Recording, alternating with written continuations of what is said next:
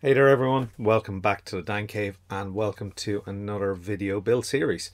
So this video build series is going to look at the Modelkits Ford Sierra Cosworth 4x4. So the Sapphire Cosworth, the four-wheel drive rally car. So this was a new kit from Modelkits.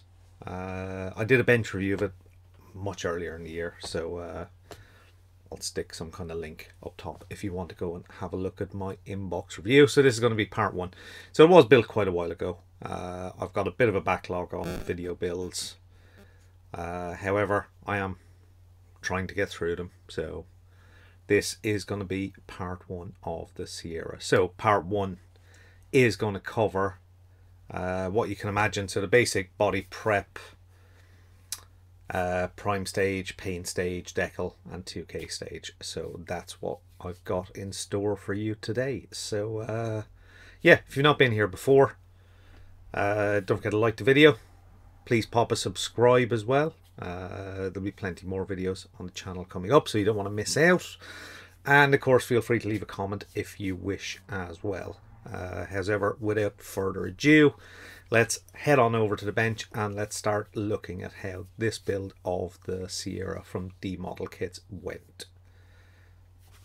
Over we go. So here we go into the box, and first thing first is through the instructions to check out what parts will need to be body color. Always a good starting place. Get that kind of long process of getting the bodywork done, so you can get it done, clear coated, and left to cure while you get on with the rest of the build. So as you can see, there's bumpers, side skirts, the main body shell, and the wheels. So there's a little bit of cleanup, not really a huge amount. A couple of seam lines around, the bonnet shut line, edge of the tailgate, but very, very minimal cleaning. This kit is an absolute beaut. Honestly, words can't describe how good a job Modelkits have done for their first kit. So on the body, there's a couple of photo etch roof vents that need to go on as well. So just using some CA glue to get them popped down in place. So once all that cleanup is done, it's time to head over to the spray booth and start priming all these parts. So they're all going to be primed in UMP white primer, which is an acrylic primer, basically a rebottled version of Stynylrez Res from the US. And everything will get 2 to 3 coats of white primer. So as you can see, just working our way around the body shell, getting into all the nooks and crannies, all the little awkward spots, and then laying down nice even coats, even coverage across the body shell. So on to coat number 2, and speed up the process as well just a little bit. As you can see, I'll work my way around all the bits that are there, the wheels, the wheel trims, well, the brake covers, front and rear bumper, side skirts. Just work through everything methodically, and then back over the body shell as well for its second coat. And somewhere in there, I think we transitioned. Yeah, there we go, into the third and final coat.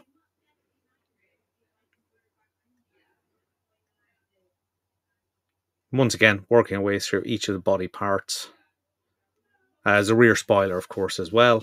That also gets primed in the same process. So once that's done, I've got I think it's like a 3000 grit finishing sponge. Picked up from Halfords, which is a car outlet store, just to smooth back the primer a little bit. And once that's all nicely cured and finished, we can head back over to the spray booth again and start laying down some of our colours. So I'm starting with the beige sandy yellow colour, and that's for the wheels, rear spoiler, front and rear bumpers, and the side skirts. So as it's a lacquer paint, start off with some light coats. Not really knowing how fire scale paints actually behave, and this is the first time I've used fire scale paints, so it's a little bit of experimentation. You can't go wrong with light coats anyway to start with.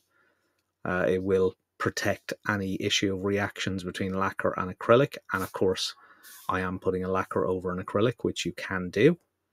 But certainly following this method, starting a little bit light with your coats and gradually building it up. Now I'm on to coat number 3. And of course, by coat number 3, it is beginning to show that colour has built up. So then decide to maybe lay it down a little bit heavier, a little bit more like TS would go down. Not a full wet coat, but a little bit heavier. And to see how that works out in the curing process, because I know at least Paul had some issues with some of his fire scale paints when he did his autoglass car. So once the beige yellow is done, it's time to move on to the body shell. Quick wipe down with an anti-static brush, and then I can start laying down this dark blue colour. So I like to start off by getting certainly into some of the edge areas, so underneath the wheel arches, and then start working my way around the body shell. So as you can see, I've sped up the footage as there is a lot of coats go down. But as you can see, that colour is coming through even from the very first coat. Now, funnily enough, I did use a lot of the blue paint on this. Probably mainly because I've not used it before. Started very, very, very light coats. First coat was pretty light. Second coat's going to be a light coat as well. And then just slowly building it up. And then I think by the time I get to the final coats, I'll go a little bit heavier. Similar to how decanted TS paints tend to spray. But as you can see, it's starting to look like the blue that we want. Now, interestingly, you do get the light blue colour in the fire scale set as well. And that's for the kind of rear end of the car and the tailgate. But there is decals in the kit as well that will represent that. So now we're on to coat number 3. And as you can see, it's pretty blue already. So I'm going a little bit heavier on the third coat. It's almost like a rule of thumb for me with the number of coats is once you start laying down paint and you can't see any colour shift, you've probably put down enough coats. If you can still see a little bit of a colour shift, keep laying down multiple coats. So once that's been set aside and cured for a couple of days, at least 24 hours anyway, it's time to head on and head over to start the decaling process. Now, the decals from D Model Kits are absolutely fantastic as well. Really enjoyed working with them. They respond well to the UMP solutions. And as you can see, I'm starting with the light blue sections for the rear 3/4 and rear trunk lid, boot lid. So as you can see, just wetting the surface a little bit. Sliding the decals into place. And then begin the process of working them with a little bit of heat, a little bit of decal solution. Carefully getting them into their precise place. Just like that. And then repeat on the other side. And as you can see, I've speeded up the footage. So let's stick on a little bit of background music and get this decaling process done.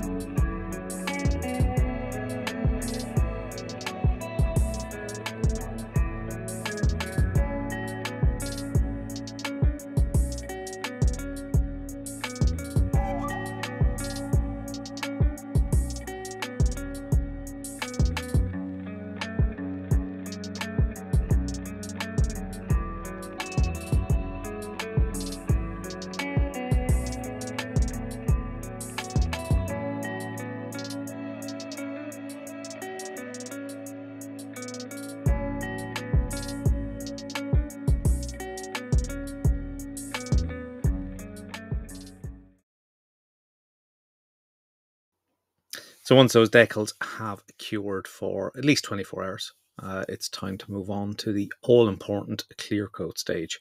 So for this build, I'm using ProScale's 2K. So that's a 2-part system. You mix 2 parts clear, 1 part activator, and then 5% thinners. Unlike most other 2Ks out there, this requires only 2 coats. So the first coat is essentially a semi-wet coat. Most other 2Ks, the first coat is just a tack coat. In this case, you're actually putting down kind of a semi-wet coat. So a little bit of orange peel at this stage is absolutely fine. This is your semi-wet coat. And as per usual, kind of spraying process, just working my way around the parts that need to be sprayed, making sure I get into all the nooks and crannies and awkward little corners. Nice even spray, nice even speed, and a nice even coverage of a semi-wet coat. So once that's complete, I like to leave it for a few minutes, normally about 10 minutes, and then once I'm done with that first coat,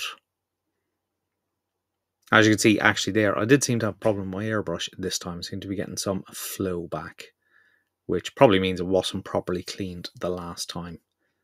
So there may be some dried 2K from a previous session stuck in the needle nozzle, which means it's not seating correctly. But it didn't seem to affect the spraying. So the second coat is the full gloss coat. So you're looking for an absolutely perfect gloss finish. So this is my first time using this particular ProScale 2K over decals. It was a good opportunity to test how it went down over the decals. So absolutely no holding back, putting down a full gloss wet coat. And pretty much with 2K, what you see is what you're going to get. It'll self-level a little bit, but any flaws or any orange peel can easily set in them at this stage. So you want to make sure you're absolutely happy with the gloss coat you get at this stage. And as you can see, that looks pretty spot on to me. It's always worth checking and then maybe going back over any areas you're not happy with. Just a little bit of extra pass over it, but basically just 2 coats of this 2K. A lot quicker, a lot easier to use. Spot on product from ProScale there. So as you can see, a couple of other little areas. Once I'm happy with that, that's part 1 of the video complete. So back to me for final thoughts.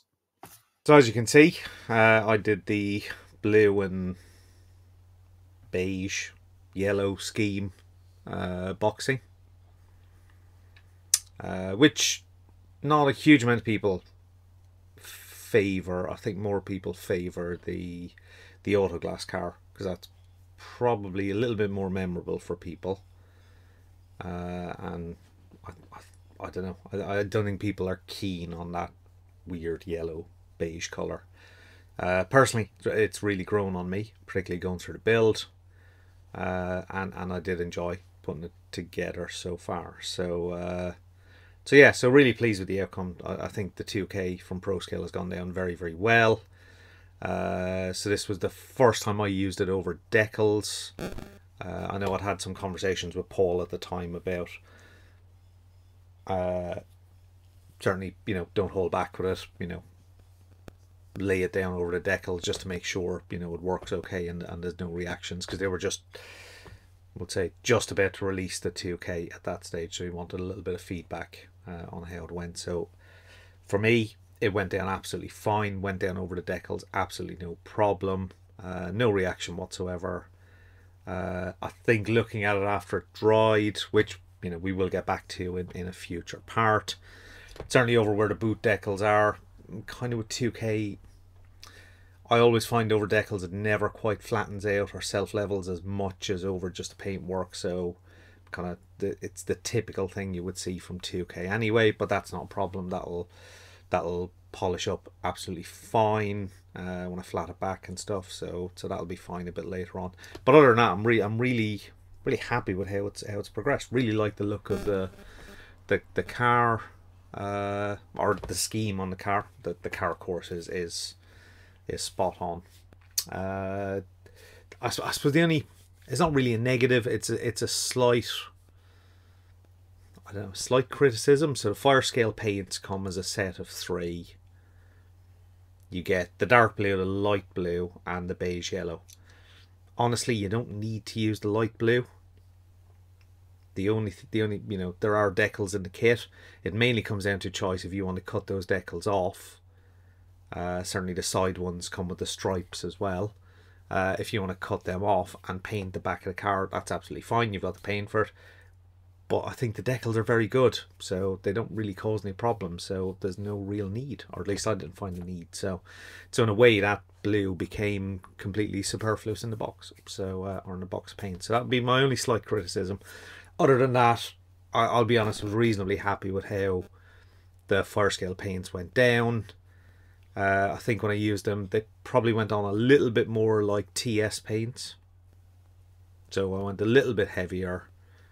And they did seem to go down very well and cure absolutely fine. I know Paul had some issues when he built his white one, particularly when he was using some odorless mineral spirits to clean up the wash. He did get a little bit of reaction on the paint. I didn't get that with mine. I don't know if it's a slightly different way of spraying that just did something different, or slightly different mix on the paint. Maybe I'll have issues when I go and build the Autoglass car, because I have the fire scale paints for that as well. Either way, I didn't have a problem, so I can't have any kind of complaints with how fire scale paints worked. So it was my first time using them, but yeah, really pleased with how they came out. So yeah, so there we go. That's part 1 complete. I have absolutely waffled on at the start and at the finish for way too long, which made this video far longer than it probably needs to be. However, thanks for watching. Don't forget to like, don't forget to subscribe. Don't forget to leave comments if you want. And I'll catch you all in part 2, which will hopefully be very, very soon. So thanks for watching. Bye bye for now.